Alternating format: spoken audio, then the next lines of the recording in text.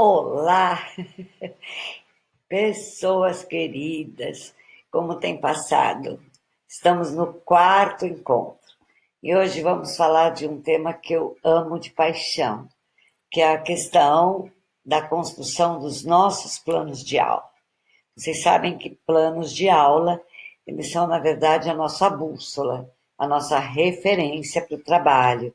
É por meio dele que nós temos condições de perceber o que ainda não trabalhamos, o que trabalhamos e deu certo. Então, ele é a referência para o nosso trabalho. Em tempos de ensino remoto, eles são prioritários porque eles precisam comprovar que nós temos horas de trabalho dedicados ao ensino remoto. Deve conter todas as normativas do conselho para que você tenha o registro efetivo das ações que você tem desenvolvido. Eu costumo dizer que não é possível fazer uma viagem sem um plano, não é possível ter uma meta sem um plano de ação. O que é um plano de ação?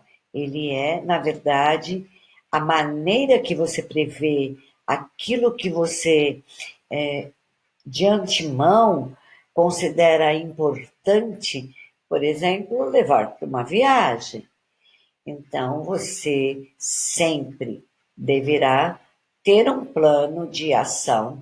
Quanto você vai pagar de passagens, que lugar é esse que você vai. Assim é o fato da existência do plano de aula na nossa vida. Na educação infantil, ele é prioritário, porque ele demonstra os avanços, as conquistas que nós temos realizado. Mas é preciso fazê-lo com muito amor e não como uma mera obrigação para cumprir um protocolo para entregar para o coordenador pedagógico. Ele, na verdade, é a nossa referência, a nossa bússola. É nele que descobrimos alternativas que ainda podem ser viabilizadas, por exemplo. E para ilustrar isso que eu estou dizendo, eu trouxe novamente o meu amigo Rubem Alves. É lindo esse texto dele. Todo jardim começa com um sonho de amor. Antes que qualquer árvore seja plantada ou qualquer lago seja construído, é preciso que as árvores e os lagos tenham nascido dentro da alma. Isto quer dizer que, ao sentarmos para planejar, é preciso que haja inteireza, que a gente faça com muito cuidado. Não precisa ser rebuscado, não precisa ser um plano estratosférico, o mais simples possível, mas desde que guie você, professor, para que a sua ação seja efetivada, para que você dê concretude naquilo que você planejou. E Rubem Alves ainda nos diz: quem não tem jardins por dentro, não planta jardins por fora e nem passeia por ele. Ou seja, o plano de aula é o nosso guia. É preciso que dentro de nós ele seja construído e entendido de maneira plena, com muito amor, com muito cuidado, e não meramente para cumprir o protocolo, como eu já disse. Então, eu trouxe hoje 3 exemplos. Existem milhares de outros exemplos, mas são bem simples.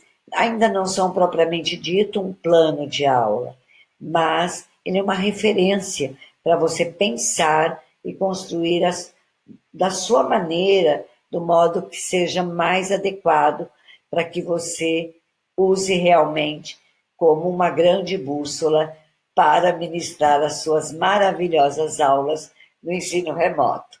Então, primeiro exemplo. Aqui eu faço algumas perguntas. O que eu defino primeiro? O que é prioritário num plano de ação? O que eu devo começar a pensar para montar um plano de ação? Os campos. os direitos, as atividades ou os objetivos de aprendizagem? Eu mesma fiz as perguntas e eu mesma vou responder. Não importa, não importa a ordem. E você também não precisa ter um modelo padrão para pensar. Você pode ter um modelo padrão para registrar, mas você pode começar a escrever o seu plano de acordo com a ocasião, a necessidade, a urgência ou até o tema. Então, eu trouxe um exemplo, esse exemplo, conteúdos e atividades diferentes a cada dia. Este exemplo, para você começar a pensar o seu plano de aula, está muito relacionado a escolas que trabalham com sistemas de ensino, com apostilados ou com livros. Porque existe uma unidade temática onde é trabalhado alguns assuntos. Então, pode ser, por exemplo, a Lua. E ali tem milhares de atividades para você trabalhar. Então, só que existem atividades que nem sempre estão relacionadas à própria unidade temática. Como, por exemplo, quando trabalhávamos com o Centro de Interesse de Decroly.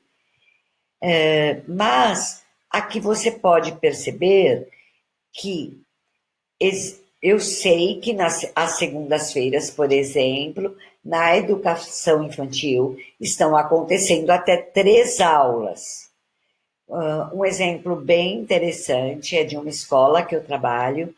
Nós temos trabalhado assim, das 8 às 8h20, 8h25, na segunda-feira, aula ao vivo. Depois damos um intervalo, o professor retorna às 9, até umas 9h20, dá um outro intervalo, às 10h retoma. Por quê? Pela inquietude da criança, pelo tempo de concentração, estamos considerando que seja mais viável fazer esse trabalho em 3 vezes. Mas 3 aulas não é muito? Não, é o suficiente. Então, eu trouxe um exemplo, claro que você terá mais exemplos ou mais atividades na segunda-feira. Então, aqui neste exemplo, você pode perceber que tem um foco, o eu, o outro e o nós. Já sugeri no encontro passado que a segunda-feira é o dia mais apropriado para trabalhar esse campo de experiência. E aí, qual é o direito que está relacionado? Conhecer-se e conviver. Qual é o tema desse dia? A minha família e eu. Qual atividade? Muito simples. Ligar para os avós e perguntar sobre o dia que ele nasceu.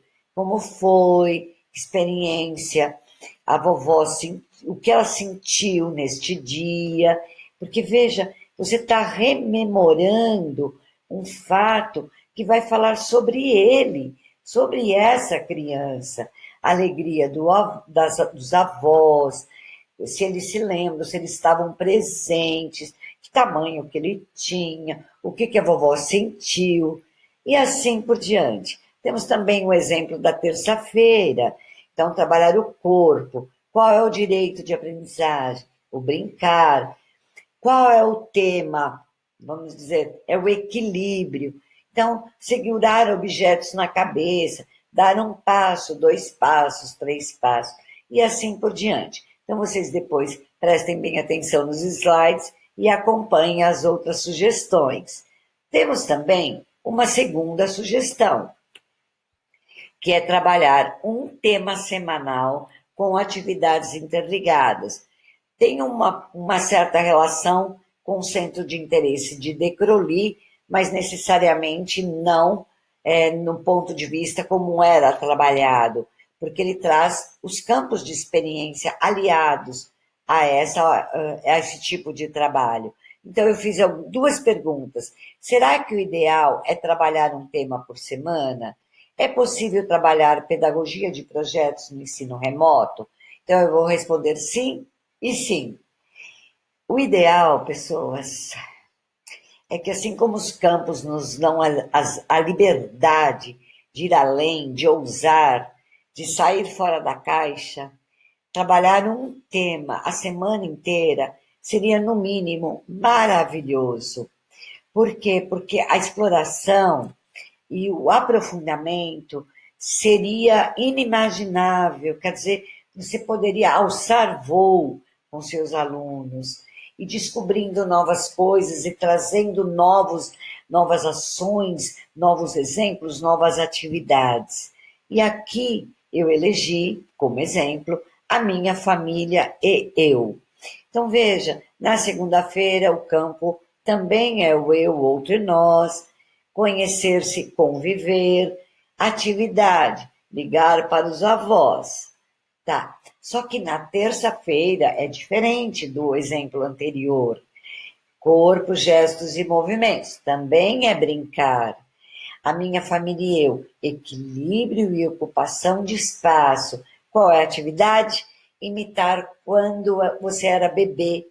Então, pedir para as crianças engatinharem, pedir para as crianças chorarem, imitarem, brincar de como eram bebezinhos, e assim concomitantemente, na quarta-feira, fazer um instrumento musical e cantar musiquinhas relacionadas à infância, quando eu era bebê, assim, etc. Na quinta-feira, contação de história, em grupos menores. Por quê? Para você prestar atenção se a criança está participando dessa história. Qual é a atividade? Desenhar a criança, a criancinha, quando era bebê, como ele está agora e como ele imagina que será quando for adulto.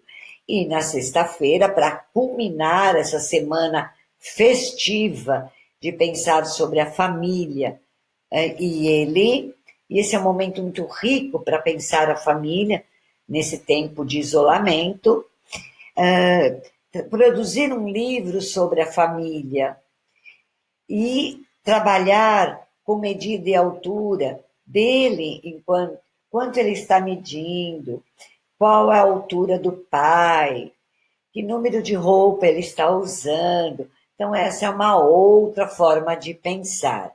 E agora, o terceiro exemplo, fiz também duas perguntas. Trabalhar com foco nos 4 eixos é possível? Os 4 eixos têm relação com os campos e os direitos de aprendizagem? Como vocês sabem, há muitos anos eu venho trabalhando com 4 eixos, com foco de 4 eixos para ministrar aulas de sucesso. Inclusive, tem um livro escrito com a Tânia Queiroz, chamado Avaliação Nossa de Cada Dia. E já em 2006, quando escrevemos esse livro, já aparecem esses 4 focos. Porque acredito que esses 4 focos, eles trazem, de uma maneira compilada, a BNCC. Então, o primeiro eixo é a comunicação, onde a criança vai se expressar, falar, descrever, narrar. A criatividade, onde ela vai ousar, pintar, construir, ir além, fazer analogias, resolução de problema, são todas as habilidades e as competências, como identificar, associar, relacionar. E a memória, aquilo que você considera, essencial para o trabalho. O que você efetivamente quer que o aluno aprenda, o que é essencial de todas essas aulas que você vem ministrando. Então, aqui o exemplo segue igualzinho os 2 anteriores. É o mesmo campo, é o mesmo direito, só que agora com eixo. Então, no eixo da comunicação, você vai trabalhar eu sou assim. Ele vai expressar, verbalizar os sentimentos para comunicar o seu estado, para falar de si mesmo. Na terça-feira é a criatividade. Ele vai cantar, imitar gestos, ele vai inventar uma música, isto é ser criativo, ele vai conduzir os gestos, os amigos vão seguir. Na quarta-feira, a resolução de problemas. Então, você vai pedir para que ele vá até a janela, até o quintal da casa dele, olhe atentamente, observe atentamente, identifique a paisagem, se tem montanha, se tem árvore, e aí sim ele faz um desenho de tudo aquilo que ele observou, identificou. Na quinta-feira, volta a comunicação. Então, você vai produzir uma brincadeira com vogais e ele vai verbalizar as vogais, ele vai trabalhar com rótulos, identificando também e expressando. Olha, professor, achei um rótulo. E você pergunta, do que é esse rótulo? Ah, é de produto de limpeza, a mamãe que me deu. Então, você tem vogal, quais são as vogais? E ele vai comunicar esse achado na sexta-feira com a memória. Então, você vai pedir para que ele explore 6 objetos de casa, encontre esses objetos, que ele faça um registro e que ele descubra 6 coisas que tem parecidas na casa dele e assim por diante. Então, de fato, eles fizeram as 3 sugestões que eu tinha para hoje. Eu espero que vocês tenham gostado. E, surpresa, no próximo encontro vamos trabalhar com rótulos. Ah, e também quero dar um aviso para vocês que eu tenho um curso montado chamado O Tecer das Relações, do ensino e aprendizagem, no ensino remoto e no ensino presencial. Ele está sendo produzido, o início dele será dia 6 de julho, por meio do Paulo Ferraz Eventos. São 12 módulos. Gente, tá maravilhoso. Se você tiver interesse, eu vou trazer no próximo encontro o contato ou o link para você acessar. E não se esqueça que esses encontros também já está construído em 10 módulos e será pelo CIESP, que é a minha grande casa e a minha paixão. Estou lá há 25 anos. Meus amores, espero que vocês estejam bem, espero que vocês deem o melhor de si. Tudo isso vai passar, e quando passar, teremos muitas histórias para contar. Nós nos lembraremos dos dias em que o desejo aumentava de abraçar, de encontrar o outro. Mas tudo isso vai passar, e eu tenho certeza que dentro em breve, com a graça de Deus, tudo voltará a ser não como era, a ser melhor do que era, porque antes da pandemia nada estava normal, tudo estava fora do lugar, e esse tempo é para que a gente repense, para que a gente evolua, tenham força, tenham foco e tenham fé. E até o próximo encontro, meus queridos. Fiquem com Deus e um grande abraço para todos.